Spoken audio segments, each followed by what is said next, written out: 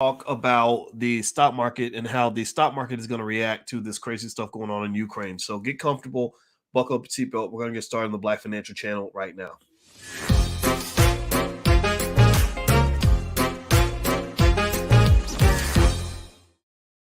Hey, what's going on, guys? Welcome to the Black Financial Channel. That's theblackfinancialchannel.com. My name is Dr. Boyce Watkins. I'm your friendly neighborhood finance professor.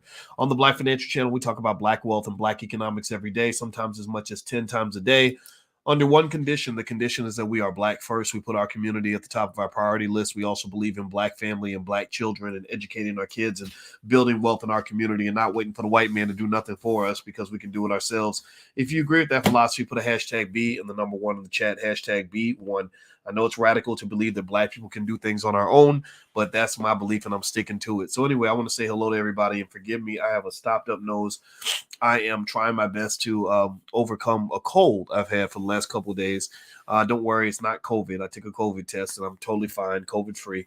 But I definitely I'm not 100%. So, but because I love you, I decided to take a second to pop back in and do a quick test to see if I'm feeling normal enough to talk to you. So anyway, hello, David and Debbie and Karen and Ishay and Max. Good to see you. All right. So let me ask you guys this. Kimoin says, how much does it cost to join the Black Business School? Well, the Black Business School, you can get started for free. So Kimoin, is that a fair price? Free? What do y'all think? Do y'all think free is a good price to get started with? I don't know.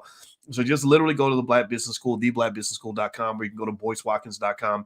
You can do a free trial in almost every single program we have. And also, if you just join the school for at the free level, we give you more stuff on the free level. You'll learn more stuff from us for free than you learned in college. In college, probably cost you $100,000. We don't charge you any of that. But at the same time, there are programs that you can pay for later on if you want to go and do more. But we want to establish your trust first. We do not want your money if you do not believe to the core of your heart that we can benefit your life. If we can't benefit you, then we're not going to ask you to benefit us. But we will make your life different. I promise you that. All right, so let me keep going here. Let me hop into this. So how many of you have been losing money on your stocks this week or making money? Put losing money in the chat if you've been losing money. Put making money in the chat if you've been making money. How are your stocks doing this week? You're probably kind of in the middle. You know, it kind of depends on which sector you happen to be in. If you're anywhere near anything that involves oil, you're probably doing pretty well because, you know, in Ukraine and Russia, when they go to war, there's an oil thing. It's hard to know exactly what's happening with this war and which direction it's going because there's a lot of propaganda. A lot of wars start off with an information war. The information war is we're going to make sure that we give our people the impression that we're winning and that the other side's losing. But then if you listen to Russian media, they're telling their people that the war's going great. They're kicking butt and taking names. But if you listen to American media, they'll tell you that the Russians are messing up, that their planes are falling out the sky, that their whole campaign is screwed up. And I don't know who to believe because on one hand, I'm hearing people tell me that the war is going so bad that the Russians are going to give up any second. But then the next thing I know, you know, the Russians are bombing another city. So nobody knows exactly what this looks like. So what I wanted to share with you was I was doing some analysis on how the war interacts with another key factor that's going to affect your stocks. The two key things that are going to affect your stocks right now is how this war goes, if it escalates or de-escalates, and also what the Fed does in terms of dealing with interest rates. You know, the interest rate battle, whether or not they want to raise rates, that was the original war, the war against inflation. That second war is still going on while you're doing the first war. So Jerome Powell, the chairman of the Fed, goes before Congress and says, instead of doing a 50-point rate hike, a 50 basis point rate hike, he's only going to do 25. Now, mind you, when they increase interest rates, that tends to hurt your stocks. That tends to dampen down inflation and slow down the economy. So instead of him doing a big jolt, he said he's going to do half a jolt, right? So you know, on one hand, some people felt like that was good. They kind of actually rallied your stocks a little bit because he wasn't going to go as hard as they thought he was going to go. But then there are people like Jeremy Siegel at Wharton who believe that that's a huge mistake because inflation, he believes, is going to be the big predator that's not going to go away. However, if the war continues to go on and if the war lasts, and especially if the United States gets involved and all this other stuff, then you're talking about a dampening economy. And if the economy dampens itself, then it's going to be more difficult for the Fed to do the things they would normally do to fight inflation because the more they raise interest rates, the more it slows down the economy. So the big mistake that the Fed made was they took too long to make a move. They let The money supply just go crazy. They were pumping all this money into the economy. The government, Lord Jesus, the government doesn't seem to know how to do anything right, because they were just pumping out all these PPP loans and all this money everywhere. Rich people were getting this money. Small businesses weren't getting this money. Little guys weren't getting this money. This money was going into the hands of freaking corporations, man. It was the sloppiest, dumbest way to respond to a pandemic I have ever seen. They didn't know what they were doing. It was literally the blind leading the blind. Now you've got the pandemic over. Now they've got all these millions and millions of these jabs that they paid for, right? They sent millions and millions of these doses to all these states, and they're not even using them now because nobody wants them anymore, right? And so that's billions of dollars out the window. But mind you, remember though, that money goes into the hands of Big Pharma. Big Pharma, they already got paid. They got their money. So this was a waste of money. And then they also wasted money pumping out these PPP loans without paying any sort of attention to who was getting the money and why. They didn't do anything for small businesses. Everything was done in favor of large corporations. From the very beginning of the pandemic, if you recall, you go back 2 years, you'll remember I was very concerned about the fact that all the local businesses in my community were being shut down, but they left, Home Depot open. They left Target open. They left, Walmart open. They left McDonald's open. So if McDonald's can be open, why can't that mom and pop store around the corner be open? Well, because that's kind of the country that you live in. It was just terrible. And so now you got a mess. Now you have a situation where the Fed doesn't have tools they can use to fix the economy because they kind of blew their whole load in the beginning and kept pumping money into the economy back when experts like me were saying they're doing too much. It's good. You don't have to keep on pumping up the stock market the way you are. And again, rich people get rich when they do this. So the stock market shot up. Wealthy people tend to invest in stocks. So a lot of rich people got richer than they've ever been in the history during the stock market. A great indicator of this is the fact that Elon Musk, his wealth went up a couple $100 billion during the pandemic. So people like Elon Musk and Jeff Bezos got filthy rich, and it only sort of made things worse for workers and everybody else. And it was just messy. It doesn't make any sense to me. But anyway, moving forward, there are three scenarios, right, with this war. And I'm gonna break this down for you. Do me a favor first, please hit the thumbs up button, thumbs up, thumbs up, thumbs up. Also subscribe to the channel if you haven't done it yet. And third, last but not least, on March 5th, Lene Javette is hosting a great women's conference called the Black Power Her Conference. And if you go to boycewatkins.com, I put some links where you can actually get a ticket to the conference. It's a great women's conference with over 20 speakers that are all women. Men are invited, but women are the speakers. So these are the voices of women, period. But men can come too. And it's really, really good. So just go take a look at it. Go to boycewatkins.com. So if you want support on building your business, understanding your strategy, how to make sales, all these things, that's what they're doing. That's what they're doing. Lene Javette's really good. She's a great strategist, and I'm really proud of her for doing this conference. All right, so let me read some of this. This is according to UBS. So UBS laid out three scenarios for what's going to happen with the market in the event that the war takes different turns. So the first scenario they laid out is they laid out a de-escalation. They said, look, what if this war just comes to an end? What if it just kind of goes away and everything's fine? They said if the war between Russia and Ukraine reaches a resolution fairly quickly, the model sees the S&P 500 rallying in the next few months as risk recedes and strong earnings revisions boost stock performance. So as the war de-escalates, they see risk kind of going away. When risk is low, markets go high, everybody's happy. But then also corporations start coming in and they start revising their earnings guidance. They start saying, hey, instead of making $1 billion in profit, we're going to make 1.5 billion, right? And everybody says, hey, hooray. And the stock price goes up, right? So expectations tend to move stock prices. They said the model also predicts the index will remain little changed in the second half of the year as financial conditions tighten and economic growth slows. So economic growth is probably going to slow down toward the end of the year, according to that first scenario. But you're going to have that original bump because everybody's happy that the war is over. Scenario two is what if the conflict persists? What if it just sort of stays where it is right now and doesn't go away? So it doesn't get worse, doesn't get better, just stays the same. Well, they said if the conflict between Russia and Ukraine continues into the into the first half of 2022, the model predicts that the S&P 500 would rebound modestly.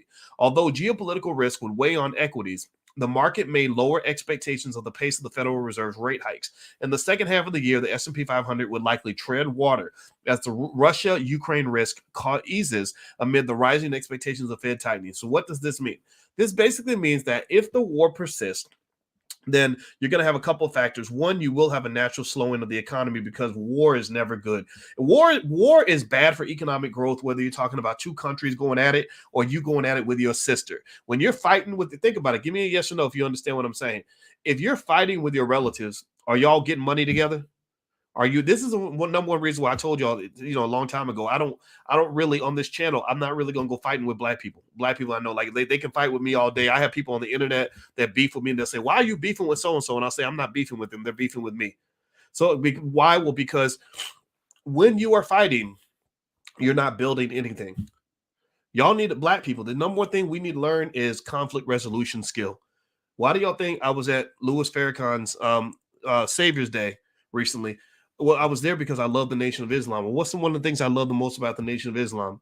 Well, they have a specific protocol for resolving conflicts so that you can come together and achieve an understanding so you can build together as opposed to destroy together.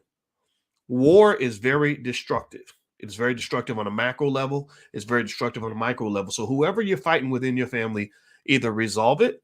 A good therapist can help you with this. Every Negro I know needs therapy. All of us do, right? So either resolve it so you can start building together, getting money together, succeeding together, or walk away from it. Let them beef with themselves. Let them fight in the mirror. Don't you go out there fighting people all the time, because when you're fighting, you can't build anything. So this war between Russia and Ukraine is economically destructive because it's disrupting trade all around the world. It's causing everybody's losing money. So they're mad. They're like, not only is this an atrocity from a human rights perspective, but my God, we're all struggling. We're all focused on the war now, and we can't actually build commerce and overcome this pandemic and establish sustainable global trade mechanisms because you're blowing up buildings. How the hell are we going to manufacture stuff when you're blowing up buildings? How can people sit around and innovate if they got to worry about the whole city being hit with a nuclear bomb? Like, it's a very tough time, right? So ultimately, what they're saying is that there will be economic slowdown as a result of this conflict persisting. But the upside of that, though, is they know that if the conflict persists, the Fed is probably not going to pump up interest rates as much as they would before. So that's almost like a wash. It almost balances itself out because when they realize the Fed isn't going to increase interest rates, that's going to cause your stock prices to go up. Because remember, when the Fed increases interest rates, your prices tend to go down. So the third scenario they lay out is that the conflict further escalates, that it gets bigger and scarier and it becomes more World War III-ish. They said if the war between Russia and Ukraine escalates further, the UBS model sees risk wane on the market. Growth and earnings revisions would slow, so you'd have slower growth. Your corporate earnings would start to slow down. On the flip side, UBS said investors could price out Fed hikes. So because they're slowing growth, the Fed backs off. The Fed says, okay, you know what?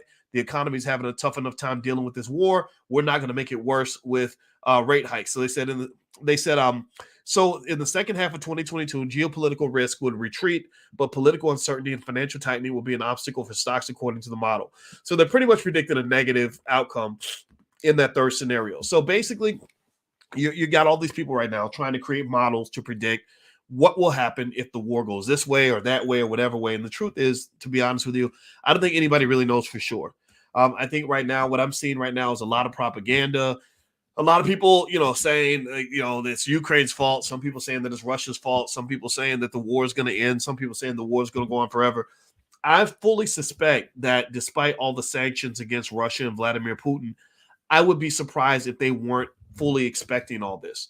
Right now, if this was a surprise, like if they didn't know that the whole global economy is going to kind of turn against them the way that they have, then maybe that would be an indicator that the war could come to an end.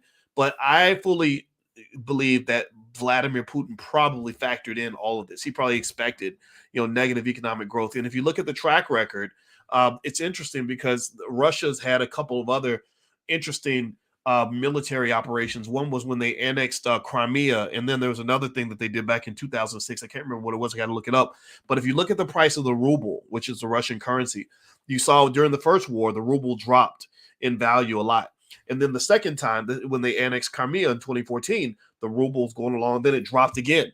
And then now with the Ukraine situation, the ruble's going along, then it drops again. So they're ready. I mean, they don't, whatever. The leadership in Russia doesn't seem to care that the ruble is being destroyed. They don't seem to care that they're going to have negative 30% economic growth this year. They just don't seem to care. So I'm really curious to see how this plays out.